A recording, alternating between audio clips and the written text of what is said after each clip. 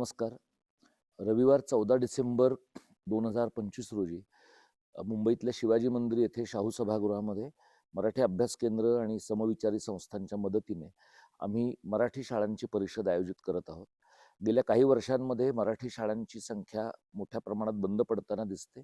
मात्र आता परिस्थिती तेवढ्यापुरती मर्यादित राहिलेली नसून ठरवून इमारती धोकादायक ठरवणं, अनेक ठिकाणी बांधलेल्या नव्या टॉवर्समध्ये शाळांची जागा पार्किंग लॉटमध्ये किंवा इतरत्र करणं आणि मुळामध्ये मराठी माध्यमाच्या शाळा या मोक्याच्या जागी असल्यामुळे गिरण्या ज्याप्रमाणे ठरवून आजारी पाडल्या गेल्या, त्याप्रमाणे या मराठी शाळा बंद पाडण्याचं एक व्यापक प्रशासकीय, राजकीय आणि भांडवलदारी कारस्थान आधी मुंबईत, मग ठाणे, रायगड, पालघर, पुणे, नागपूरमध्ये आणि त्यानंतर सबंध महाराष्ट्रामध्ये आकाराला येतं आहे. आज मराठी समाज तिसऱ्या भाषेच्या सक्तीविरोधात झालेल्या आंदोलनाने थोडाफार जागृत झालेला दिसतो आहे. मात्र ही जागृती पुरेशी नाही.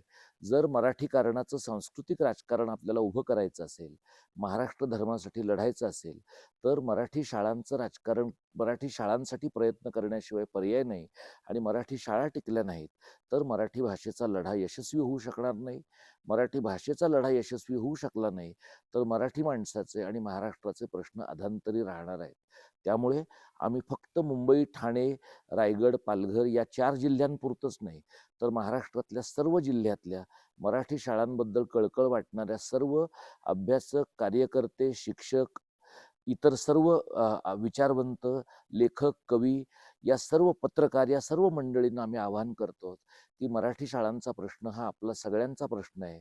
जर तपोवनासाठी नाशिकमधली जनता एकत्र येऊ शकते, तर महाराष्ट्रातल्या शैक्षणिक तपोवनासाठी, मराठी शाळांसाठी महाराष्ट्रातल्या जनतेनं एकत्र येण्याची गरज आहे. आपल्याला जर आमचं म्हणणं, हा आक्रोश पटत असेल, तर येत्या रविवारी 14 डिसेंबरला सकाळी 10 वाजता आपण सगळे शिवाजी मंदिरच्या शाहू सभागृहामध्ये नक्की भेटूया आणि मराठी शाळांचा हा लढा यशस्वी करूया. जय मराठी, जय महाराष्ट्र.